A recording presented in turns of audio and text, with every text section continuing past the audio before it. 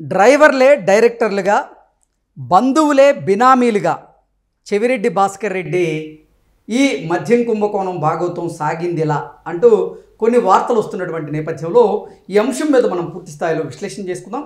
ప్రస్తుతం మనతో పట్టినారు ప్రముఖ రాజకీయ విశ్లేషకులు, ప్రముఖ సీనియర్ జర్నలిస్ట్ డివిఎస్ గారు. వారితో మాట్లాడదాం. సార్ నమస్తే. సార్ నమస్తే. చెవిరెడ్డి భాస్కర్ రెడ్డి అతను ఇప్పటికే ఆంధ్రప్రదేశ్లో సంచలనం సృష్టించినటువంటి మద్యం కుంభకోణంలో అరెస్ట్ అయ్యి జైలు జీవితాన్ని గడుపుతున్నారు. అయితే అతని భాగవతం ఇప్పుడు ఒక్కొక్కటిగా బయటపడినట్లుగా కొన్ని వార్తలు వస్తూ ఉన్నాయి. ఆ వార్తల ప్రకారంగా చూసుకున్నట్లయితే డ్రైవర్లే డైరెక్టర్లుగా, బంధువులే బినామీలుగా చెవిరెడ్డి భాస్కర్ రెడ్డి భాగవతం సాగినట్లుగా కొన్ని వార్తలు వస్తూ ఉన్నాయి. దీని మీద మీ విశ్లేషణ ఏంటి అంటే ఏం చెప్తారు సార్?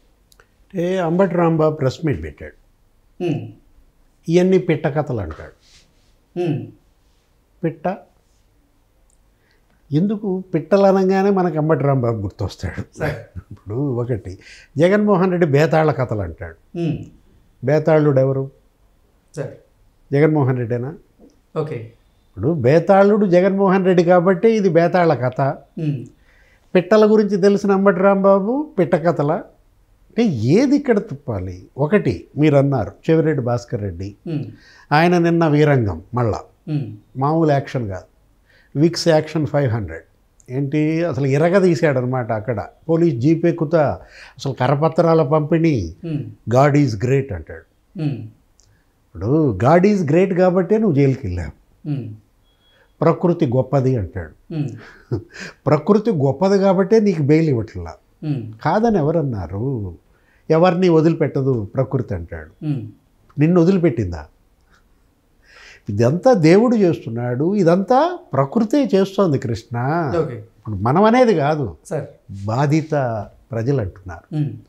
జే బ్రాండ్ అవి తాగి చనిపోయిన కుటుంబాల ఆ సభ్యులు అంటున్నారు. ఏది వాళ్ళ ఉసురు తగిలే కదా మీకు ఇవాళ ఈ పరిస్థితి వచ్చింది. మిథున్ రెడ్డి జైల్లో, చెవిరెడ్డి జైల్లో. ఎందుకు ఉండాల్సి వచ్చింది? God is great, nature is great కదా. ఇప్పుడు ఒకటి బేతాళ కథలు. ఏది బేతాళ కథ మాట్లాడుకుందాం. ఫస్ట్ ఆఫ్ ఆల్ 3 కోట్ల రూపాయలు విలువైనటువంటి భూమి 36 కోట్లకి మరి అమ్ముకోవచ్చా? ఓకే. అంటే 36 కోట్ల విలువైన భూమి చెవిరెడ్డికి ఎంతకు అమ్మాలి? 3 కోట్లకి అమ్మాలి. అమ్మకపోతే చంపుతావా? ఓకే, బెదిరిస్తారా? ఇప్పుడు 26 కోట్ల విలువైన భూమి 2 కోట్లకి అమ్మాలి. ఇది ఎక్కడా అది ఎక్కడా? ఇది తిరుచానూరు తిరుపతిలో, అది గూడూరులోన. ఇప్పుడు గూడూరులో మొన్న మనం మాట్లాడుకున్నాము. ఎన్ని ఎకరాలు అది? 260 ఎకరాలు. 260 ఎకరాల భూమి 2 కోట్లు కొంటావా? ఎక్కడన్నా ఎవరన్నా అమ్ముతారా? 2 కోట్లకి అతను కొని 26 కోట్లకి, 26 కోట్లకు కొన్న అతను 260 కోట్లకి బ్యాంకులో లోన్లు తెచ్చుకుంటారు. ఇది చెవిరెడ్డి సంపద సృష్టి. ఏ కథ చెప్పు? కట్టు కథ, పిట్ట కథ అంబటి చెప్పాలి, లేదు బేతాళ కథ జగన్మోహన్ రెడ్డి చెప్పాలి. ఇప్పుడు ఒకటి ఇక్కడ మనం మాట్లాడుకోవాల్సింది చెవిరెడ్డి భాస్కర్ రెడ్డి గురించి. కొండలపై 7 కొండల మీద నుంచి కింద దాకా అతని సామ్రాజ్యం. ఓకే. ఒకవైపేమో చెవిరెడ్డి సామ్రాజ్యం, ఒకవైపేమో భూమన కరుణాకర్ రెడ్డి సామ్రాజ్యం, ఇంకోవైపేమో పెద్దిరెడ్డి సామ్రాజ్యం. ఓకే. అది స్వామివారు పైన ఉన్నది, కొండ మీద ఉన్నది స్వామివారు, కొండ కింద ఉన్నది ఈ స్వాముల. ఇప్పుడు ఒకటి చెవిరెడ్డి సునంద ఎవరు? నేను అడుగుతున్న ఒకటే ప్రశ్న, చెవిరెడ్డి జితేంద్ర ఎవరు? చెవిరెడ్డి జితేంద్ర నీ బ్రదరా కాదా? చెవిరెడ్డి సునంద నీ మరదలా కాదా? వాళ్ళ కంపెనీలు పెట్టేంత సీన్ ఉందా? ఇప్పుడు చెవిరెడ్డి భాస్కర్ రెడ్డి ఏమంటాడు? మా అమ్మ మీద ఒట్టేసా, మా నాన్న చనిపోయాడు, మా అన్న చచ్చిపోయాడు, లిక్కర్ వ్యాపారం మనం తీసుకోమని చెప్పి మా అమ్మ మీద ఒట్టేసా. ఇది లిక్కరు వ్యాపారం అని కాదు, ఇది డబ్బు.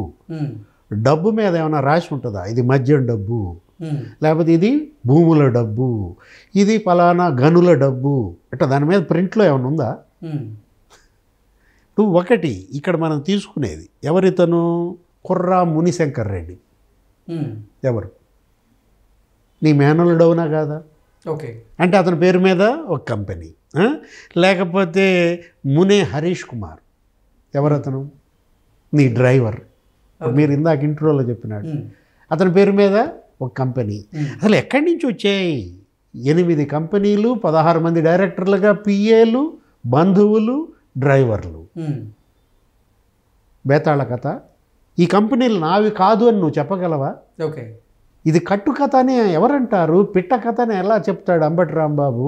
ఒకటి ఏది, B1 services, Kurra dairy services, Vinay infra, Harish services, Jitendra infra, Shobha developers, Latha agro services, Naveen infra. Naveen అనగా నీకు తెలిసినాడే, ఎవరు? పిఏ నవీన్. అరెస్ట్ అయ్యి జైల్లో ఉన్నాడు. ఎంత నంబర్?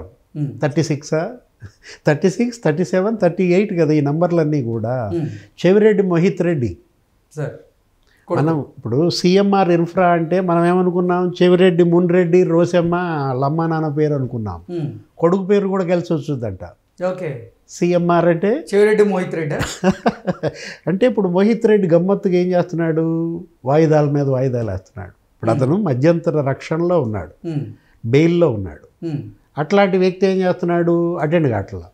అతను బెయిల్ రద్దు చేయండి, ముందు అతను కంట్రోల్లో తీసుకోవాలి, మేము అతను అడగాల్సిన ప్రశ్నలు ఉన్నాయంటే రేపు వస్తాడు, ఎల్లుండి వస్తాడని వాయిదాల మీద వాయిదాలు వేస్తున్నాడు. జగన్మోహన్ రెడ్డి ఆయన కేసుల్లో ఎలా అయితే వాయిదాలు వేసుకుంటున్నాడో అట్టా మోహిత్ రెడ్డి ఫార్ములాకి వెళ్తున్నాడు. ఒకటి, కేసిరెడ్డి రాజ్ 92 ఎకరాలు కొన్నాడా లేదా? ఇప్పుడు షాబాద్ మండలంలో సుభాష్ని వాళ్ళ అమ్మ పేరు మీద, ఆయన కూతురు ఈష్నానో ఏదో ఉంది, ఆమె పేరు మీద, లేదా అతని పేరు మీద, ఈష్నా ఇన్ఫ్రా పేరు మీద కొన్నాడా లేదా? కొన్నాడని వాళ్ళు మరి డాక్యుమెంట్స్ ఉన్నాయి కదా సిటీ దగ్గర. ఓకే. కట్టు కథ, పిట్ట కథ, బేతాళ కథ. అరే అతను ఎవరు? సునీల్ రెడ్డి అంట. ఈరోజు వస్తుంటే సాక్షి చదివా. న్యాయవాది అంట, ప్రముఖ వ్యాపారవేత్త అంట. వాళ్ళు రాశారు. సునీల్ రెడ్డి అసలు రాలేదంట ఆంధ్రప్రదేశ్. జగన్ సీఎంగా ఉన్నప్పుడు ఆంధ్రప్రదేశ్లో అడుగు పెట్టలేదంట. 5 ఏళ్లలో మహా వస్తే 4 సార్లు వచ్చి ఉంటాడు.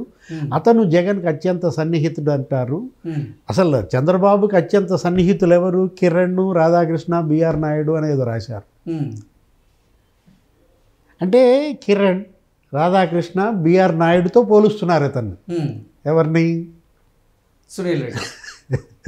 సునీల్ రెడ్డి జగన్తో పాటు జైల్లో ఉన్నాడా లేదా?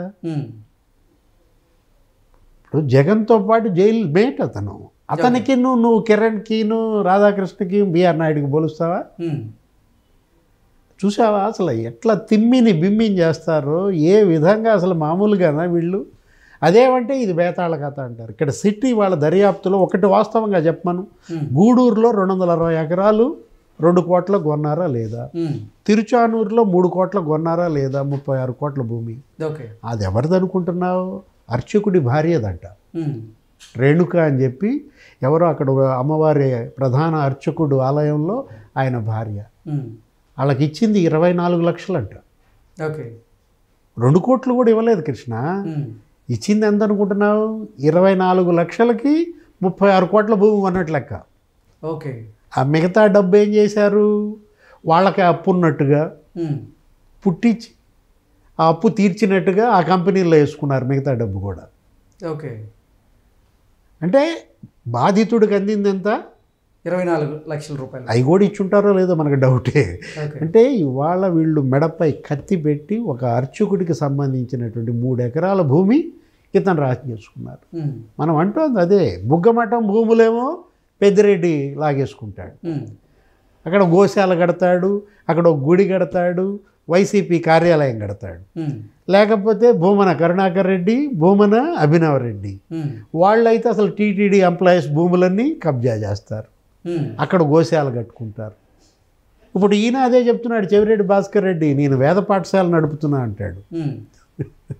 ఈ వేద పాఠశాల, ఈ గోశాల, ఈ గుడులు కట్టడం అదేమంటే సిట్కి మరి వాళ్ళకి కర్మ సిద్ధాంతం మీరు తెలుసుకోవాలి, పాప భీతి ఉండాలని సిట్కి చెప్తున్నాడు. ఓకే. కర్మ సిద్ధాంతం నువ్వు తెలుసుకో, పాప భీతి నీకుంటే ఇవాళ ఈ మద్యం సొమ్ము ఇంతగా మింగేవాళ్ళ. Okay okay sir, thank you so much. నమస్తే.